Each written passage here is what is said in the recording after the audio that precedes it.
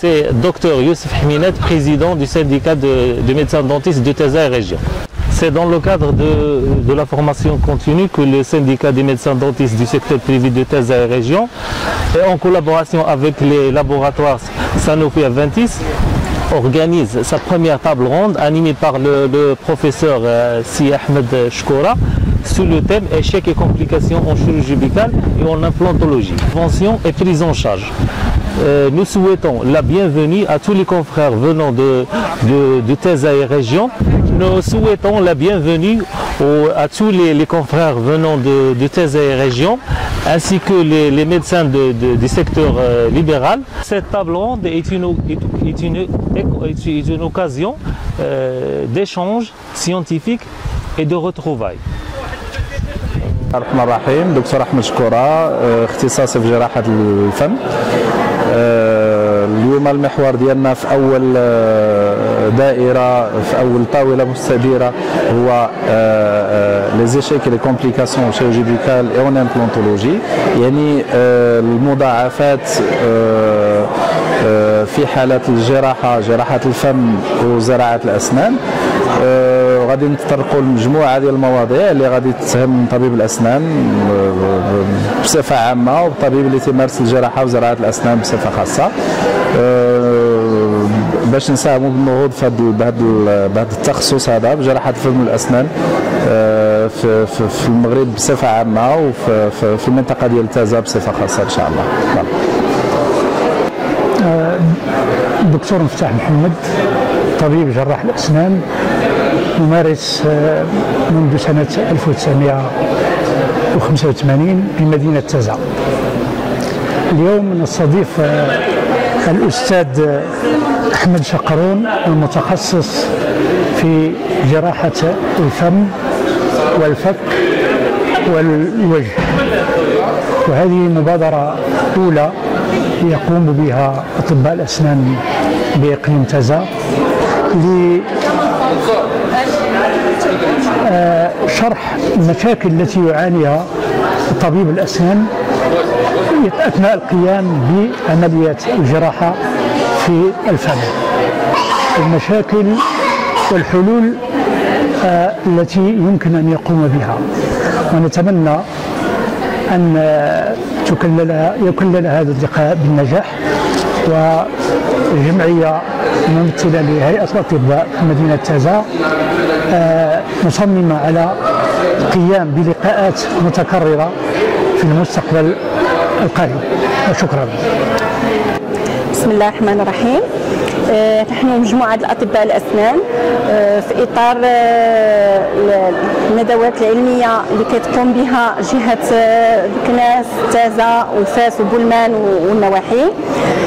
جينا اليوم كنحتفلوا بهذه الدورة اللي هي أول دورة في مدينة تازا، واللي كتهضر على جراحة الأسنان وعلى جميع ما يتعلق بالغرس الأسنان وبالمشاكل اللي كتنتج عن هذه العمليات اللي كنقوموا بها.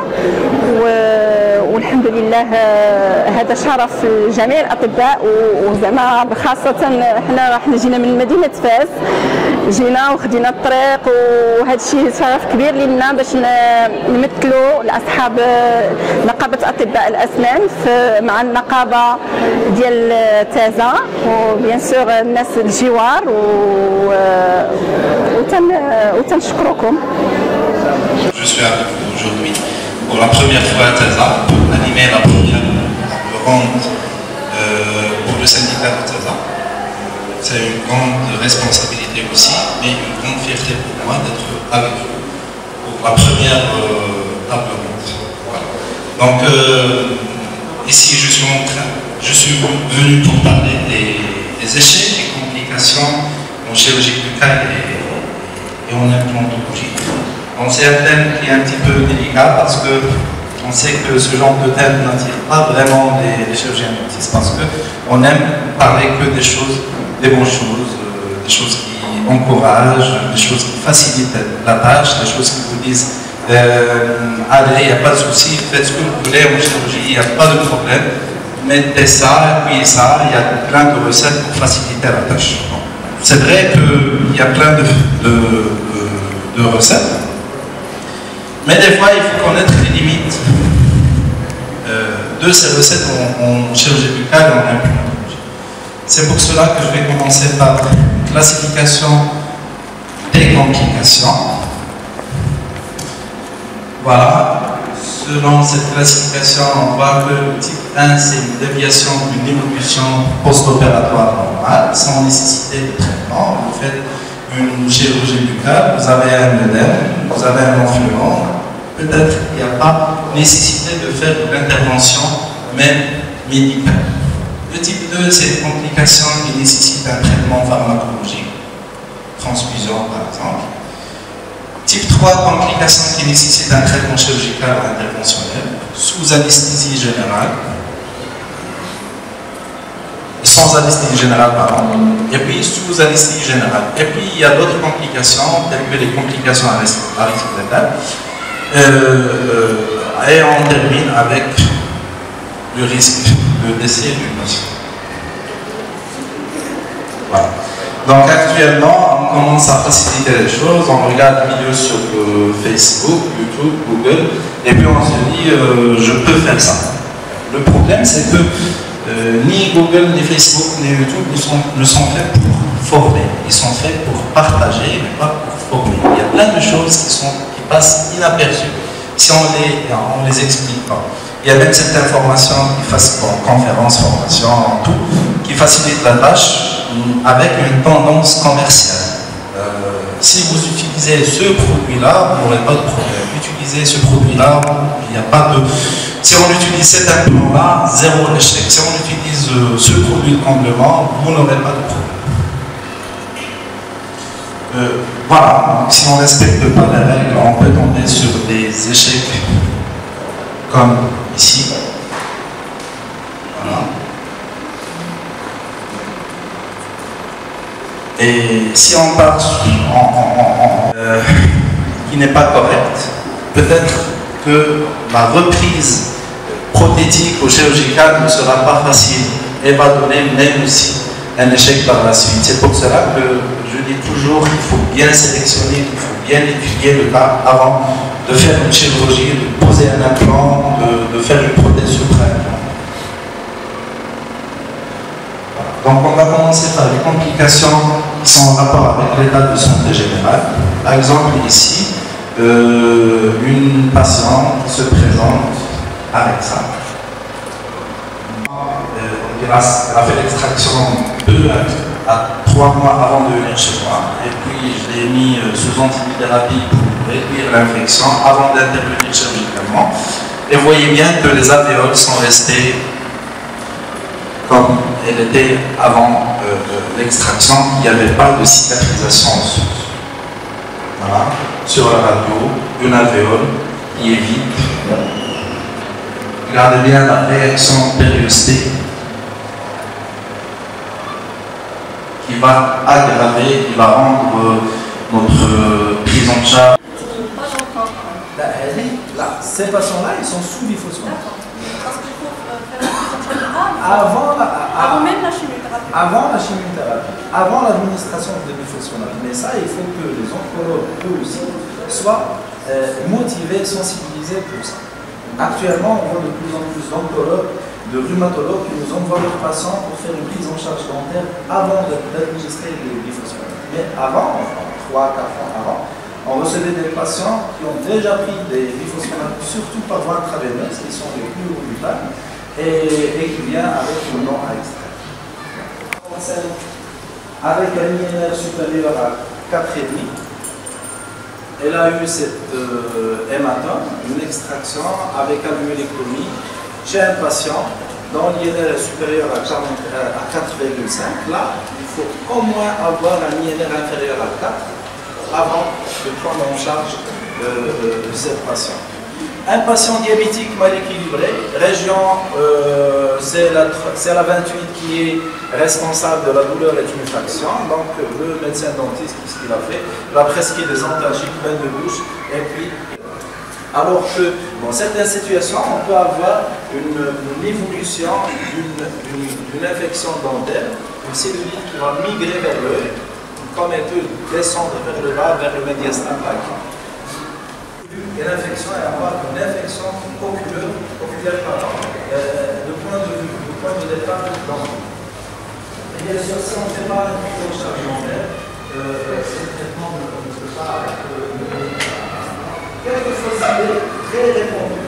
Le patient typiquement bien équilibré présente un faible risque de malaise hypoglycémique, c'est pas vrai. Il garde toujours un risque de malaise hypoglycémique, même s'il est très bien équilibré. Et parmi les facteurs de risque d'avoir un malaise hypoglycémique, c'est justement un patient qui a un bon équilibre diabétique. Un patient qui a le risque d'ostéonécrose, diminue avec le temps, même on peut avancer 2 ans, 5 ans, après 2 ans, il n'y a pas de risque, on peut faire tout ce qu'on veut, poser des implants extraits, faire des sinus lifts, tout ce qu'on veut. On sait, pas maintenant, mais depuis quelques années, que le risque d'ostéonécrose continue pendant toute la vie. Assez avancé, à avoir une encéphalopathie hépatique, et là, même une sédation peut donner de graves conséquences, et même une anesthésie locale. Les patients sous bisphosphonates, c'est l'antibutrophylaxie est nécessaire.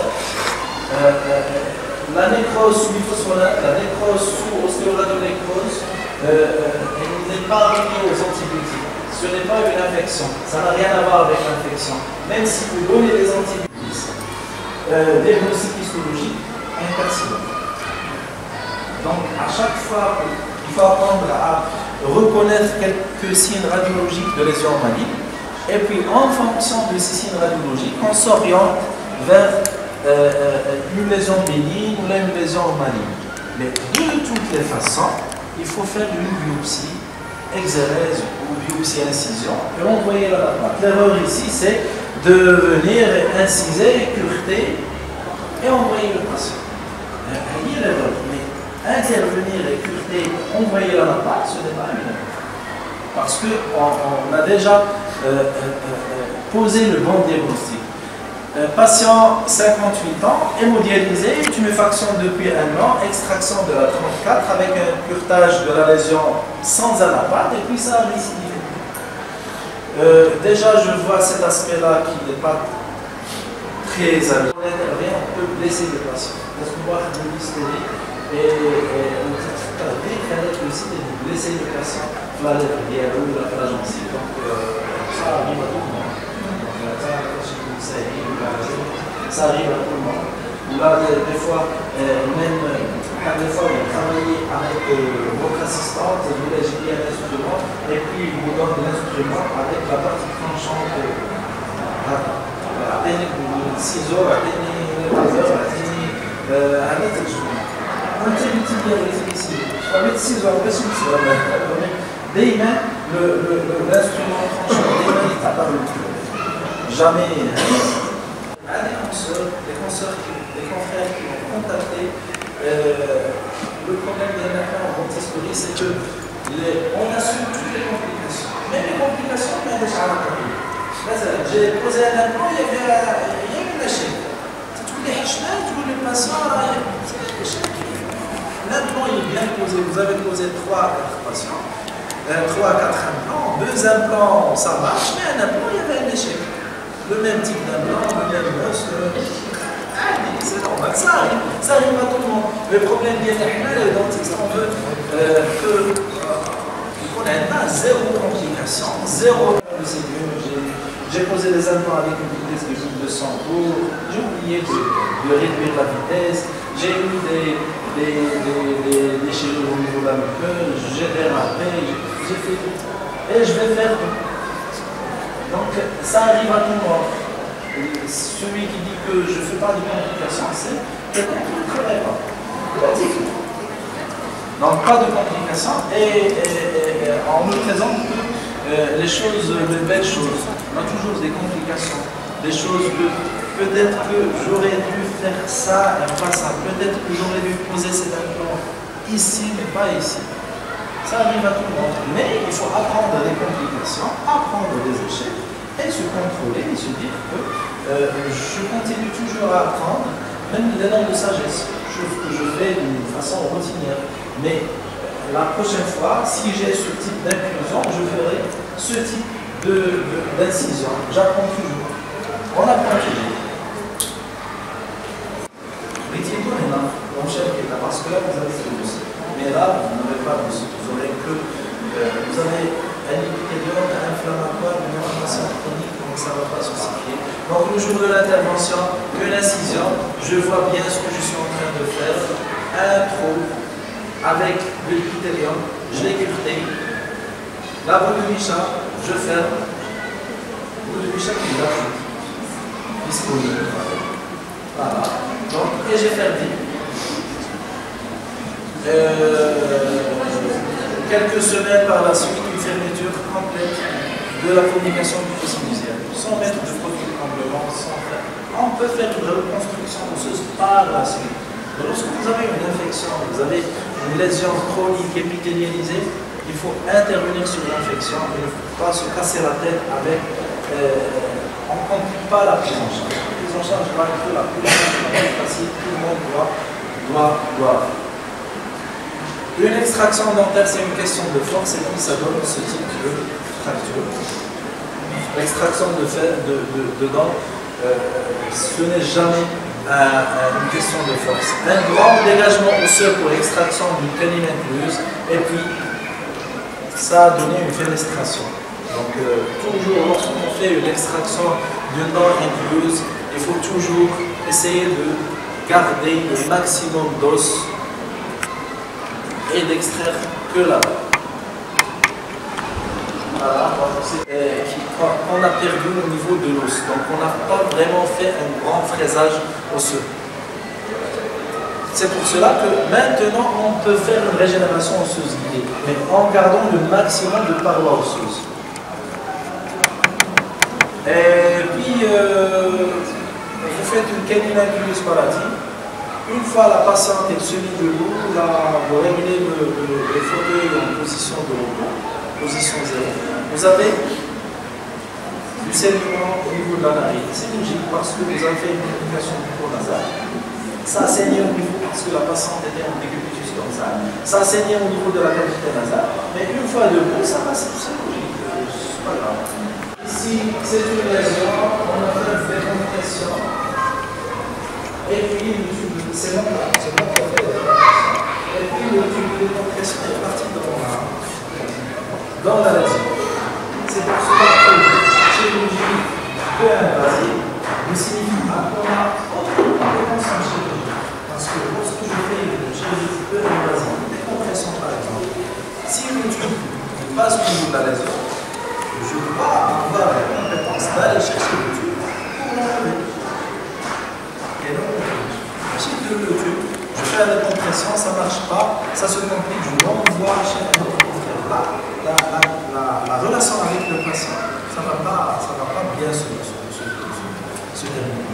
C'est pour cela que, oui, je mets la décompression. Voilà, c'est enfoncé au niveau de la lésion parce qu'il n'y avait pas assez de circulation.